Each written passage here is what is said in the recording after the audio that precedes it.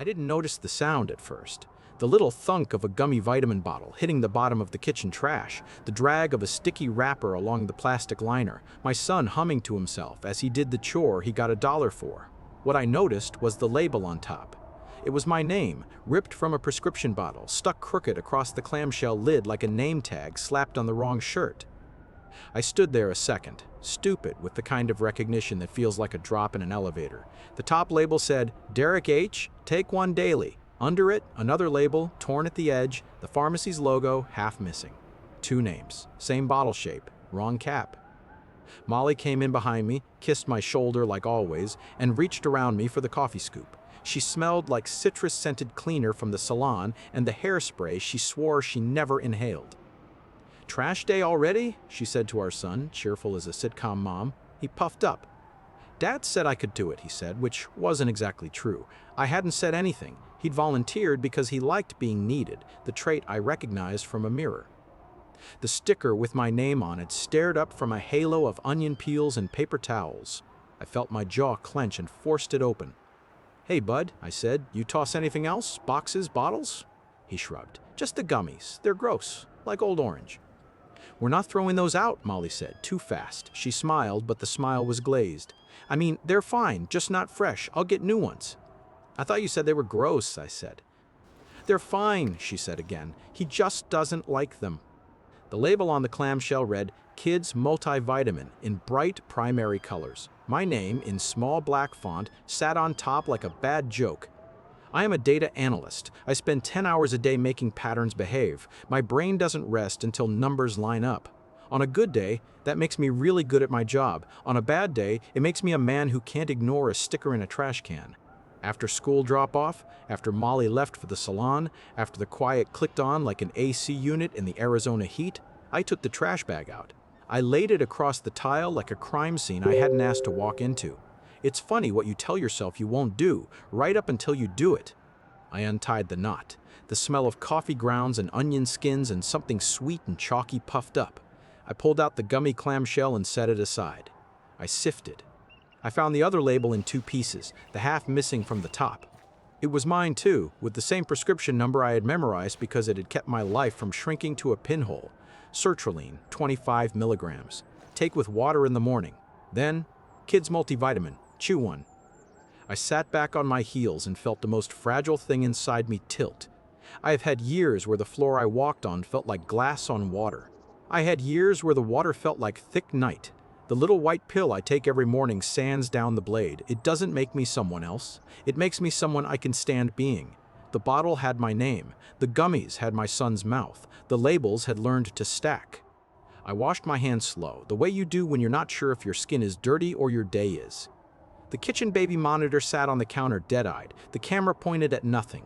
We kept it after our son grew out of it because it had motion alerts and a microphone, and because I liked data. It saw the dog steal food. It saw me forget I left the oven on. It was a useless relic until it wasn't.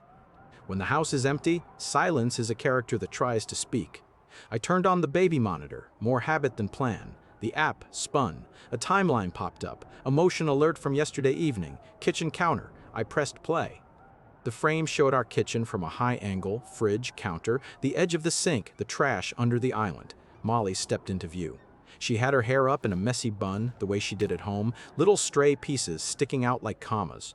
She pulled open the cabinet where we keep my meds and my son's vitamins, the antacid, the bottle of melatonin we never use because it gives him weird dreams. She took out my orange pharmacy bottle and set it down. Then she took the clamshell of kids' gummies. She opened both. The mic picked up the soft shake of pills. She took a measuring cup, the plastic one with tablespoon marks, and poured my pills out. They clicked against plastic, another sound I won't forget. She set the open bottle of kids' gummies beside them. She glanced at the door. Then, with quick, practiced movements, she slid my pills into a Ziploc, zipped it, put the bag in her tote, and filled my orange bottle with the gummies, She peeled the pharmacy label off my bottle and stuck it on the gummies container. The remaining jagged bit she smoothed across the clamshell lid. She wiped the counter. She emptied the vitamins back into the clamshell, snapped it shut, and put my orange bottle back in the cabinet.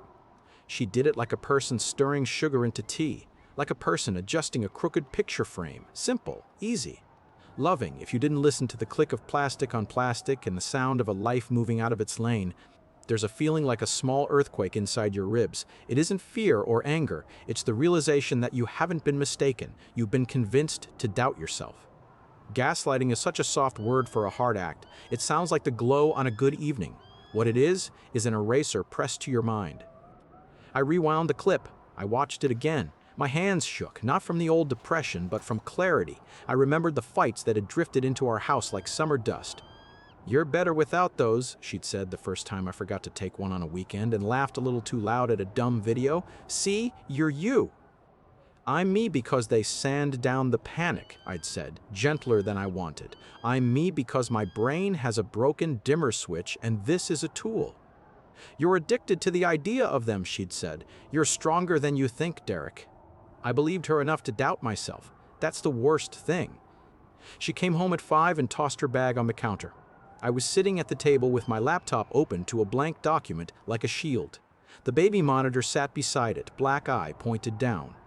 "Hey," she said, bright. "How was your day?" "Educational," I said. "Cool," she said, and riffled through the mail. "Power bill, you still doing the budget thing tonight?" "Probably," I said, "but first I think you should sit." She looked at me. Her smile didn't flicker, it just went away like a light turned off in a room at noon. She sat. I pressed play.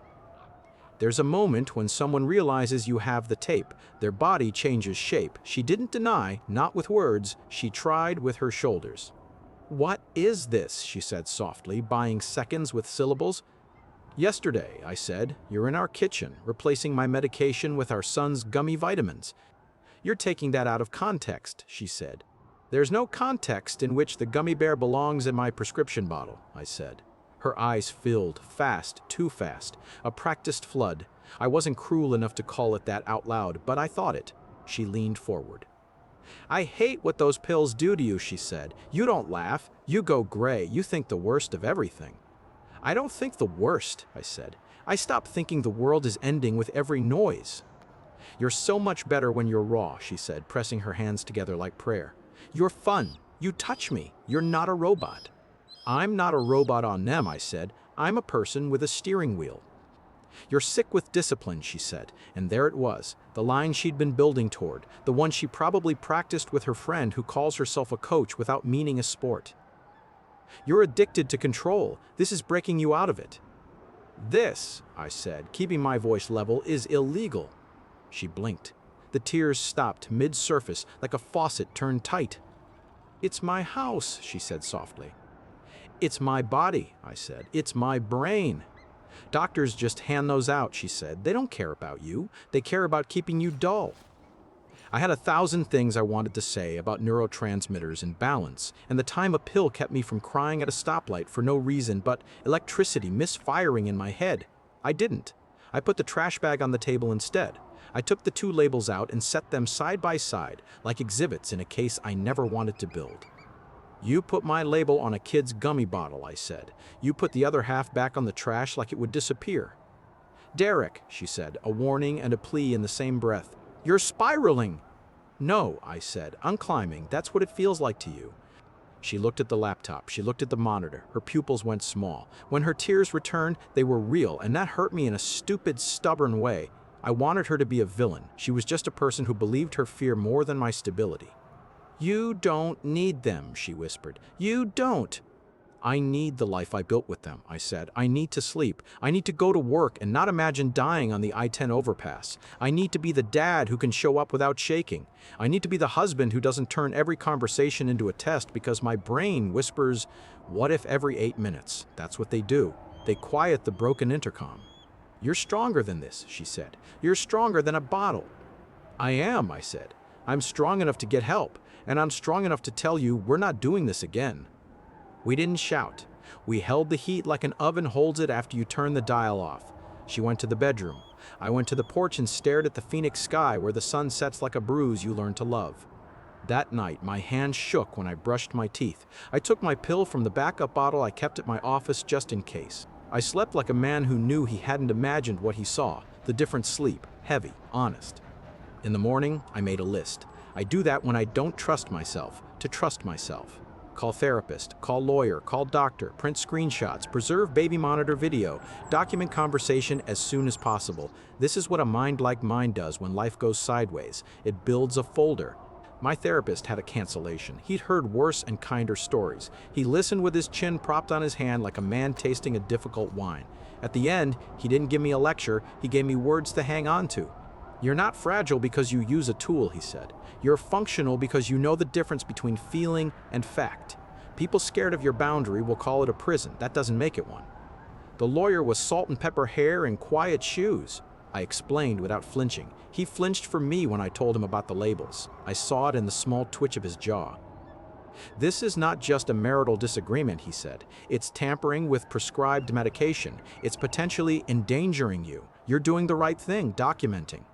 I don't want to ruin her, I said. I want to not be ruined. That is your North Star, he said. We'll ask for a stipulation, no changes to your medications, access, dosing, without your written consent and prescribing doctor sign-off. If we need to, we can make it part of a protective order. That's the legal part. The human part is, make sure you're safe. I went home lighter and heavier, like after you cry. Molly was folding laundry at the table. She looked tired in a way that made me want to tuck a blanket around her. Compassion is a bad negotiator when the other party won't stop moving the goalposts. I talked to Dr. Patel, I said, meaning my therapist, and to a lawyer. You made this legal? She said. The hurt on her face turned quickly to scorn. Wow! You made my health a project, I said. We're going to put it in writing that you can't change my medication. I never changed it, she said. I just gave me vitamins, I said, to prove a point. I was trying to save you from yourself, she said. You don't see what those do to you. You only see spreadsheets. Spreadsheets kept our house, I said. Pills kept me from being a statistic. She lifted a pair of folded jeans and then set them down, like she'd forgotten how hands work. You're not the only person in this house, she said. We live with your moods. Exactly, I said, and we live better with the tool that smooths them. The second escalation came 2 days later, at the worst place and with the worst person. We were at a little coffee shop with metal tables that scraped concrete in a way that set my teeth on edge.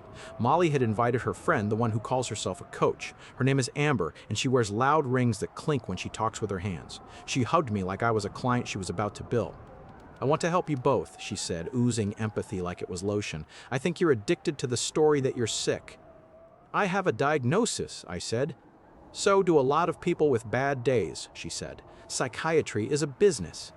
Everything is a business, I said. See? That's the data brain, she said, like she'd found a tumor and named it. You've built a temple to small white pills. I want to see the man who exists without props. The man who exists without props, I said, is currently extremely angry. Anger is good, she said. Anger means something is out of alignment. Yeah, I said. My wife's hand and my medication. Molly sighed. That long breath that says, I am exhausted by you, when what she meant was, I am exhausted by me reflected in you. You're so negative, she said to me, like I'd turned a color she didn't approve of. I'm accurate, I said. There's a difference. Amber leaned in with her chin on her fists like I was a student in a cartoon. When did you last feel joy? She asked. This morning, I said, when I put my son's lunch in his backpack and he told me a joke that made no sense. You're a good dad, she said, surprised, like she'd discovered a hidden drawer where she expected a gun and found a love letter. I'm a good dad on and off pills, I said. I'm a safe dad on them. You don't need them anymore, Molly said, like we were discussing training wheels. You don't get to decide that, I said, quiet enough that the people at the next table wouldn't hear the way it cracked. You don't get to swap my reality for something that hugs your belief. Amber's rings clicked. She smiled in a way that told me she was about to say something she thought was deep. Sometimes the body tells the truth that the mind resists, she said. Molly sees your light. She misses it. I am not a chandelier, I said. I'm a human. And the truth my body tells is that it runs better with a molecule that balances a system that misfires. The mind-bending happened when I found my name on a bottle of gummy bears. Amber blinked. The rings went still. Molly looked down. The silence wasn't victory, it was the end of an illusion. You could feel it drop like a curtain. We're done here, I said, and stood. At home, we didn't speak for 6 hours. That night, I didn't sleep. It wasn't anxiety, it was planning. I organized the files, wrote a report for the lawyer, dates, times, the video link, the photos of the labels, screenshots of our texts where she wrote, "You're better without them, and you don't see how you are, and, worst, I'm saving you from the slump." By the time the court date came, my hands didn't shake. The judge was a woman with kind eyes and a voice that could cut marble. She read the stipulation without looking up. Neither party shall alter, interfere with, substitute, or otherwise change the other party's prescribed medications without that party's written consent and the prescribing physician's written authorization. Violations will be considered contempt of court. She looked at Molly, then at me. "Do you both understand?" she asked. "Yes, Your Honor," I said. Molly swallowed, then nodded. "Yes," she said, a shred of something, fear, shame, or maybe just adulthood wiring into her tone. Outside the courtroom, she stood with her arms crossed like armor. She didn't meet my eyes. We had run out of chances. It wasn't dramatic, it was gray, the kind of gray that follows a dust storm when the sky has nothing left to throw. "I didn't do it to hurt you," she said finally. "You did it to not be scared," I said. "But you did hurt me." "I thought you were lost," she said. "I was," I said, "until I found the sticker in the trash." She closed her eyes. "That detail will be the one my brain loops on. I know it. The eyelids, the lashes, the way we close our bodies to stop a picture from entering." We separated the way people who meant to last do, with lists and boxes and too many mugs. She moved in with a friend. I stayed. The house felt lighter and heavier, like me that day at the therapist's. You want to know the moral? I don't usually believe in them because life rarely ties its own bow, but as the weeks turned into a routine that didn't siphon me into empty, I found one. Gaslighting isn't a disagreement, an opinion, a spirited debate about vitamins and vibes. It's an action. It's a hand moving labels, a mouth moving definitions. It's a person rearranging your reality like furniture while insisting you're crazy for bumping your shin. I saw the pharmacist a month later. He was the young one, the one who avoids eye contact unless you ask a question about side effects. He remembered me. "How's the searcher line?" he asked, checking the refill. "Keeping me boring," I said. He laughed. "Boring is safe." "Boring is alive," I said. At home, I started small. I made pancakes on Sundays. I changed the AC filter on time. I answered emails without checking them 3 times. I walked in the desert early in the morning when the sky over Phoenix goes pale at the edges like a bruise that's finally healing. I went to therapy even when I felt fine, because feeling fine is when I stop doing the things that keep me fine. Molly texted twice. Once to ask if I still had the crock pot. Once to say she was sorry I felt the way I felt. The second text was a language problem we couldn't fix while speaking in different tongues. I did not reply to either. It wasn't punishment, it was boundary. Our son adjusted like kids do, fluid, honest, deciding which house had the better snacks and which had the funnier movies. He didn't know about the labels, he didn't need to. He knew Dad could show up. That's the only medicine he needs from me. There's a Ziploc bag in the back of a drawer.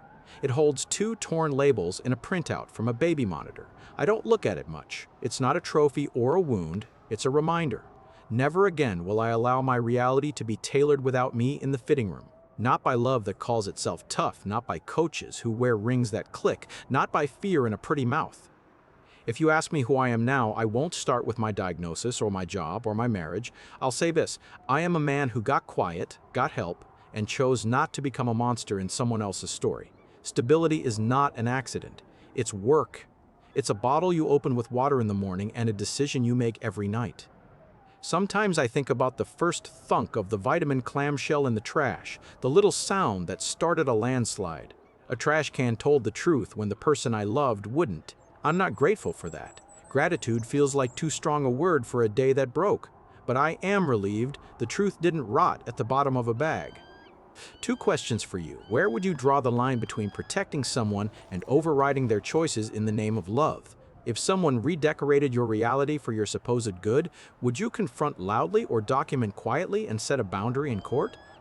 If this resonated, comment your take and subscribe for more stories.